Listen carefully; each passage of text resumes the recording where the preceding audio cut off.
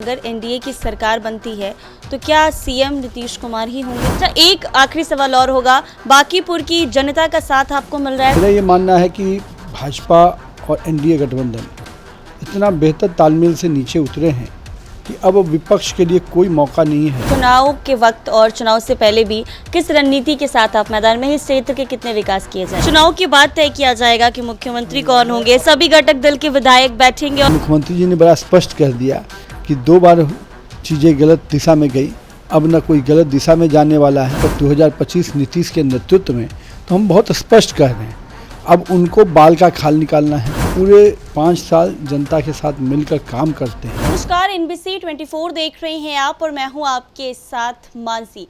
बिहार में विधानसभा का चुनाव होना है और चुनाव को लेकर तैयारियां जोरों शोरों पर चल रही है। जहां आपको बता दें कि सियासी बिगुल भी बिहार में बज चुकी है और 2 चरणों में चुनाव जो है वो इस बार बिहार में होना है। ऐसे में सभी विधानसभा क्षेत्र पर जो प्रत्याशी बनाए गए हैं वो अपनी रणनीति के साथ इस बार चुनावी मैदान में आए हैं। आपको बता दें कि इस वक्त मेरे साथ पथ निर्माण मंत्री और बिहार विधानसभा यानी बांकीपुर विधानसभा क्षेत्र से प्रत्याशी नितिन नवीन जी हैं। आइए इनसे बातचीत करते हैं, जानते हैं चुनाव को लेकर किस तरह की रणनीति है और इस चुनाव को कैसे देख रहे हैं। सर, सबसे पहले तो आपका बहुत बहुत स्वागत है। आपको भी नमस्कार। एनडीए गठबंधन में सब कुछ तय हो चुका है, सीट शेयरिंग को लेकर भी जो बातें चल रही थी लगभग क्लियर है, तो कैसे देख रहे हैं आप भी बांकीपुर से प्रत्याशी बनाए गए हैं, तो इसको कैसे देखते हैं आप? देखिए, एनडीए गठबंधन की नीयत स्पष्ट है, नीति स्पष्ट है और निर्णय लेने की नेतृत्व क्षमता भी सक्षम हाथों में है।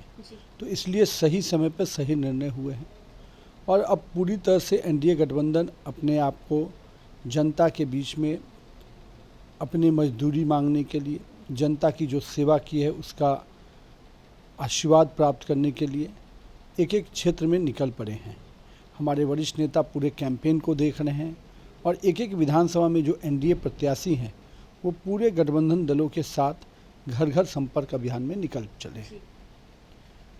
मेरा ये मानना है कि भाजपा और एनडीए गठबंधन इतना बेहतर तालमेल से नीचे उतरे हैं कि अब विपक्ष के लिए कोई मौका नहीं है कि वो कहीं पर भी जो बाजार बनाने का प्रयास करते थे उनको इसका करारा जवाब एनडीए गठबंधन ने दिया है। बांकीपुर विधानसभा क्षेत्र से आप खुद चुनाव लड़ने जा रहे हैं, मैदान में हैं। चुनाव के वक्त और चुनाव से पहले भी किस रणनीति के साथ आप मैदान में, इस क्षेत्र के कितने विकास किए जाएंगे? देखिए, अगर आप 5 साल काम करते हैं, जनता की समस्याओं का निष्पादन अगर होता है, जनता के सुख दुख में आप खड़े रहे हैं और सबसे ऊपर बात आपका क्षेत्र की जनता के साथ सीधा अगर संवाद रहा है तो निश्चित रूप से जनता उसका आशीर्वाद आपको देती है। और मैं मानता हूं कि हम लोग चुनाव के लिए केवल रणनीति नहीं बनाते हैं, हम पूरे 5 साल जनता के साथ मिलकर काम करते हैं।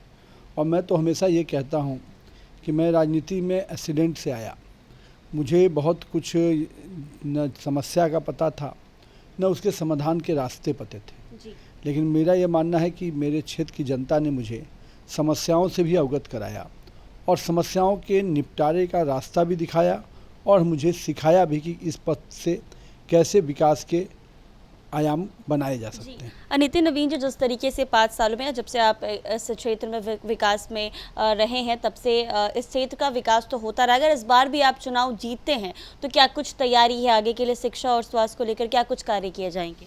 देखिए, शिक्षा एक ऐसा क्षेत्र है जिसमें निरंतर विकास की आवश्यकता है। पिछले दिनों शिक्षा में जो इंफ्रास्ट्रक्चरल चेंजेस थे वो आए, धीरे धीरे शिक्षा में बेहतरी के लिए अब आदर्श स्कूल का मॉडल पूरे बिहार में लागू किया गया और जहाँ पर उच्च शिक्षा है जिसमें इंजीनियरिंग कॉलेज और मेडिकल कॉलेजेज आते हैं या अन्य आप कह सकते हैं, चाहे वो लॉ के दृष्टि से चाणक्य लॉ कॉलेज की तरह से हो, निफ्ट के फैशन डिजाइनिंग के अलग अलग यूनिवर्सिटी यहाँ स्थापित हुई है। तो मेरा ये मानना है कि मैनेजमेंट, इंजीनियरिंग और अदर कॉलेजेज की स्थापना बिहार में हो रही है, तो शिक्षा के क्षेत्र में और भी बेहतर करने की आवश्यकता है। मेरे क्षेत्र में भी कई स्कूलों को हम लोगों ने बिल्डिंग बनवाए हैं, आने वाले समय में और भी स्कूलों के बिल्डिंग्स बने, शिक्षा में गुणवत्ता का और बेहतरी हो, जो जिस दिशा में सरकार लगातार काम कर भी रही है।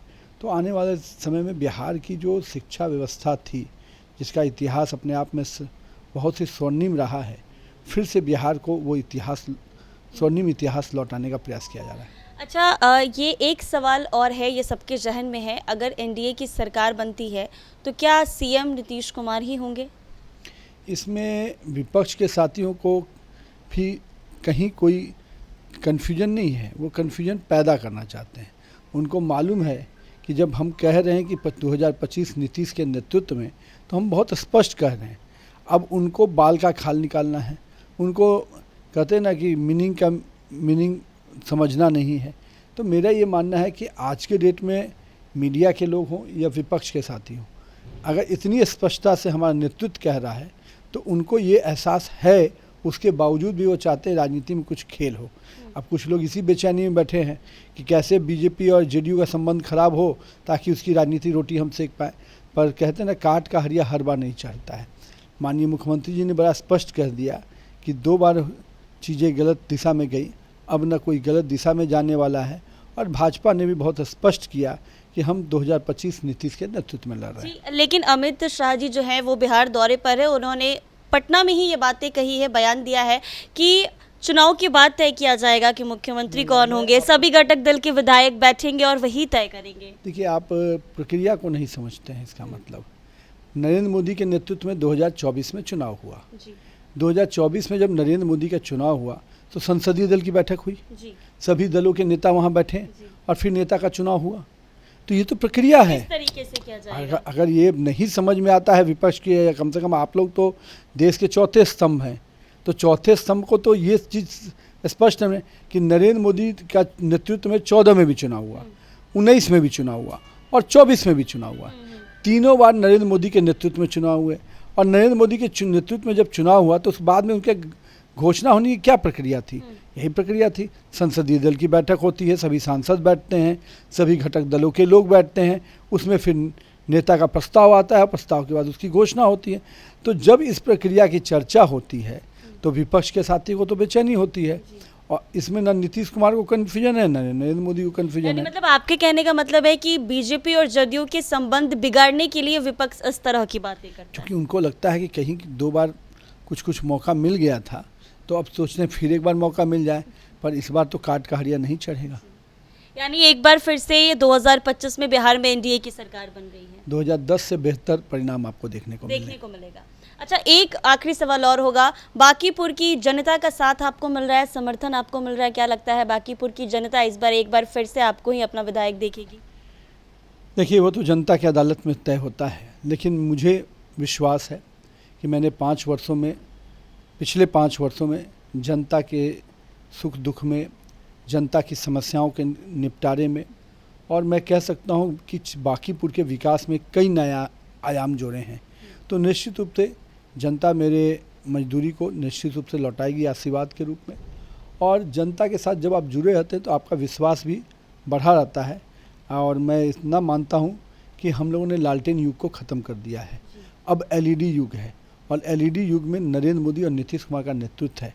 अब फिर से लोग, जिन व्यवसायिक लोगों को उठा लिए जाते थे, जिनसे वसूली होती थी, वो जो व्यापारी लोग हैं, क्या उनके दिमाग में, उनके मन में वो दर्द अभी भी है? तो इसलिए फिर से लालटेन युग की ओर वो नहीं जाएंगे, फिर से रंगदारी और वसूली के युग में नहीं जाएंगे। और मेरा ये मानना है, अब तो सुशासन की सरकार है, जहाँ हर व्यापारी सुरक्षित है, जहाँ पर हर नागरिक सुरक्षित है, हर माता बहनें सुरक्षित हैं, तो लोग सुरक्षा से असुरक्षा की ओर नहीं जाएंगे। यानी एक बार फिर से एनडीए की सरकार बिहार में बन रही है प्रचंड बहुमत से।